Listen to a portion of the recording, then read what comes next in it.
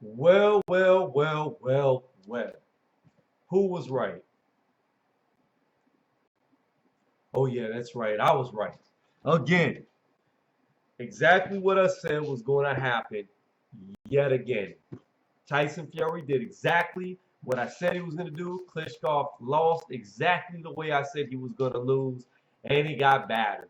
Did he get knocked out? No. I only said that was a possibility, but I told y'all he would get battered. And by the end of the fight, he was cut in two spots, bleeding, looking bad. Now, the argument is Klitschko over the hill? No, he is not, because he stayed competitive, I guess. Not really competitive in the fighting back sense, but he was in the fight the whole fight through. So he's not too old. If he was younger, he would have still lost. No matter what, Klitschko loses to Tyson Fury, no matter his age, no matter the time, he loses. The reason why is, like I already explained, Tyson is a bad style for him. He's taller, faster, bigger. Klitschko only knows how to fight with the jab and the grab. Jab, jab, grab. Jab, jab, occasional right, grab. Jab, jab, grab. Well, you can't jab against a guy who's taller, faster, and longer than you. You're not going to hit him. He's going to tag you before you ever touch him. You're never going to be in position. Number two, you cannot hold on to a guy bigger than you because he's just going to lean on you. And that's all Fury did. He leaned, and actually, he surprised me. He surprised me because he was unloading on him. Bow, bow. Tearing up Klitschko's body while Klitschko was just holding on for his life like a little scared child on his mother. No, help me. And that was surprising to me that Fury actually did that. Anything else with the fight goes as it goes, as far as it not being a good fight, being a sloppy fight. No, it wasn't. It was not a sloppy fight at all. See, people who say that that was a sloppy fight, not a technical fight, not a good fight, they don't know fighting. They don't understand that Klitschko uses a very small boxing ring. There's, I believe, 3 different sizes to the dimensions of the ring that a fighter can fight in. And Klitschko likes smaller ones so he can get you, grab you. So not a lot of room, or at least the least amount of room in the ring possible. So with that being said, you got a guy who is 6'6", maybe 6'5". You never really know what their height. And Tyson Fury, who they claim to be 6'9", but might only be 6'7". But it doesn't matter. Let's say a 6'6" and a 6'7" guy.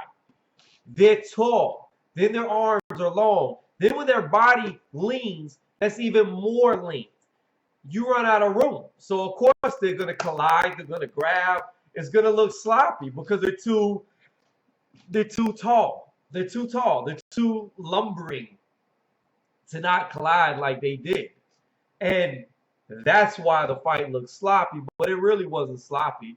I mean, you can watch Klitschko fight, technically good. You can watch Tyson Fury fight other fighters, and those other fights don't look like them two fighting because they're not in the ring with guys the same size as each other, the same length as each other, and take up as much room as each other. So the bottom line is, everything I said that was going to happen happened. Just like I said it was going to happen. I saw it. I broke it down.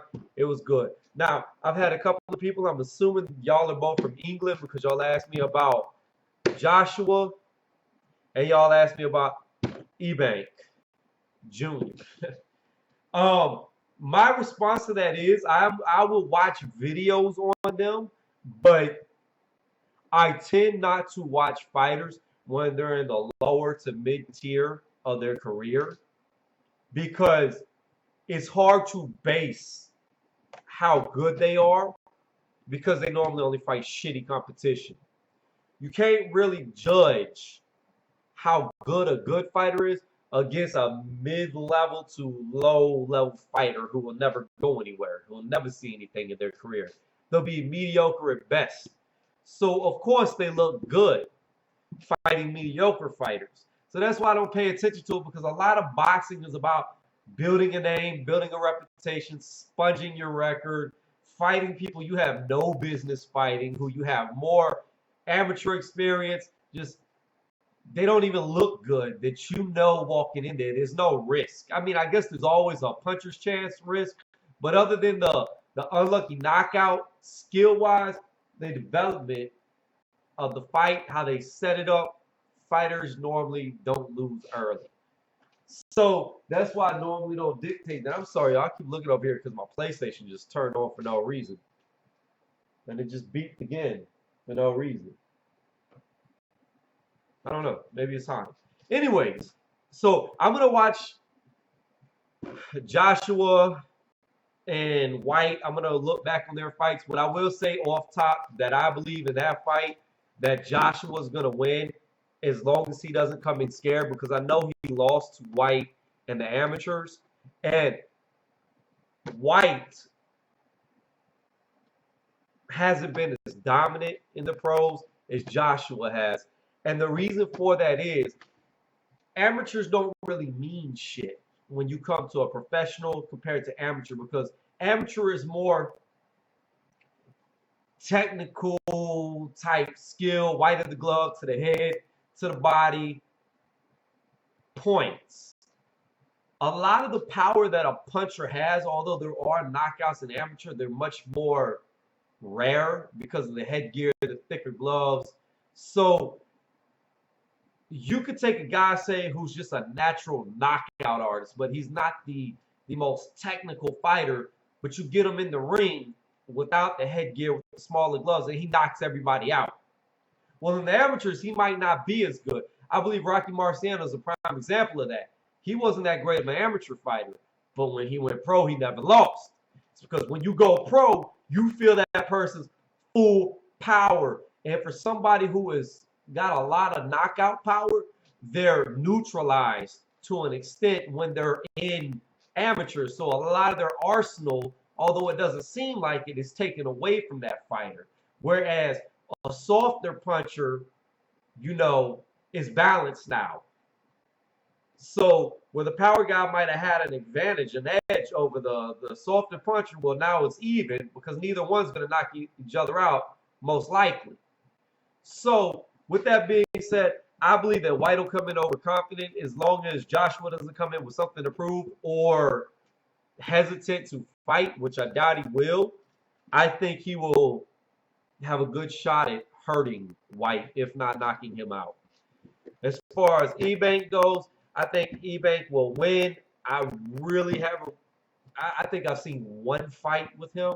So I'm going to watch them videos and do my best to analyze them off a shitty competition and break it down. But so far, I'm like a major league hitter. Bow, fuck 100. I'm batting 1,000. Perfect. And not only is my predictions perfect, but they play out perfectly how I predict the winner. Why is that? Because whether y'all want to believe it or not, a real fighter who has fought can dissect motherfuckers. And they can see how they move, what they need to do. 9 times out of 10, how it's going to play out by watching, like, just something simple. I'll tell you, like one punch, okay? You got the jab, right? Do you step with the jab, or do you just throw your arm out there? When you throw your arm out there, is it a straight jab, or is the elbow bent a little and it comes like almost like a hammer out? Instead of like this, is it almost like hammered out? So there's no power to it. If there's a step, there's a pop. Now, when they land the jab, do they lean forward or do they hit and lean back? So wait for the counter punch or to get out of danger. With the jab, when they throw it, do they hit it here or does it come back fast? Does it come back slow? When they pull it back, is it straight back? Or is it kind of dropped and then brought back up? When they throw it, now this is something a lot of people don't know. When they throw it, is their chin tucked behind their shoulder? So it looks like this. Well, you're not hitting nothing. Here's the top of my head, temple secure, jaw secure, cheek secure. Nothing's gonna get past this big ass shoulder of mine. You're not gonna hit me here while I'm guarded. So there's little things like that that you look at. And then on the vice versa side, does that other fighter know how to exploit those weaknesses? How quick do they adapt to to seeing things, reading fighters. You know, these are the little basic things that people with who have been in, say, a lot of fights, or maybe not even been in a lot of fights, because you got some trainers who really can't fight, maybe because they weren't born physically strong, fast, whatever, but they had the mind of a fighter to where they can dissect you. So that's a big part of why when I do my analysis, I pretty close it saying exactly how the fight's going to go. And you got to understand that in training camps, there's guys like me that are better than me that you never hear about. You got guys who are just there to dissect the motherfucker. They watch tape after tape after tape after tape, and they learn the other fighter. They tell the trainer, they tell the fighter what he needs to do, how he needs to do it. And that person that they have in that camp is just breaking it down. So when it goes to that fighter, he knows what to be looking for, and it should be happening on both sides, which makes it interesting. But muscle memory and bad habits die hard. So that's how I come up with these predictions that are just so good. But like I said, to my UK people, I will try to look into them fights. I know I have about 12 days before they fight. So really, I only have 11 days. And really, if y'all are trying to make a bet on the fight, I only have 10 days to get it to y'all. So come tomorrow, I'm going to start watching film. I try within the next, say, over the weekend, this coming up weekend, to give me like 6 days. And I'll try my best, my hardest, to get up on them two fighters. If I can't get them both up, I'm more interested in Joshua just because of the hype behind his name than I am Ebank. I didn't really like his dad. So, you know, I don't really keep up with him. But another thing you got to keep in mind, too, is I'm American. So a lot of fights that y'all get on Skybox, we don't have Skybox. HBO, Showtime, ESPN, none of them really, I guess now, I forget what it is. Is it CBS that does boxing without Heyman? I don't remember. One of them, ABC. Anyways, they don't really show European fighters like that. So I'm at a huge disadvantage if I can't see it on YouTube, which I have found that they have fights on YouTube. So like I said, once again, and then I close out this video, that I will do my best.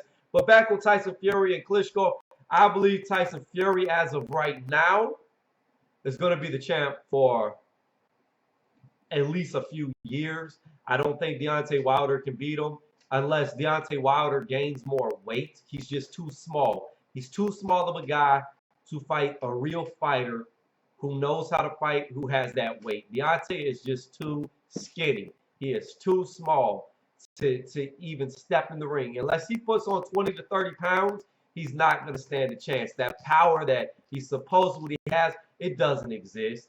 I mean, shit, when he won the title, he had a fucking punch dummy. Bless you.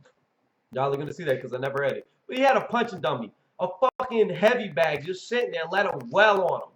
And he could only knock the guy down one time. He couldn't even he couldn't put him out. So he doesn't really have the power that they claim he has. I mean, shit, who was that? Charlie Z, the internet dude? He couldn't even knock him out. And he hit him on the ground, and that dude's all but 140, 50 pounds. So let's be honest here. Tyson Fury is going to destroy him unless he puts on weight. Who else is there? Most of the names of fighters in the heavyweight they're not there. They're not on that top level. They're like Joshua. They're or Jennings. They're on that mid level, but they can't step in there. Tyson Fury was just fortunate enough where he was catching these heavyweights, and he made them retire, but he was catching them and putting them down. So he's had harder competition. And now Klitschko, he might have retired Klitschko too. I mean, we might as well call Fury the retire man, because that's what he's doing, or fucking Social Security, because that's what he's putting them on, or whatever other thing goes with retirement. That's what he's doing. He's putting these motherfuckers out of a job because he's whooping them, and they know they can't beat them. And if they can't get the belt, what the fuck's the point of staying in the sport? You're not gonna get the money. You're not gonna get the fame. You're only gonna be second. So That's my 2 cents. Thank y'all for watching, and I will try my best to get up some more videos. Peace.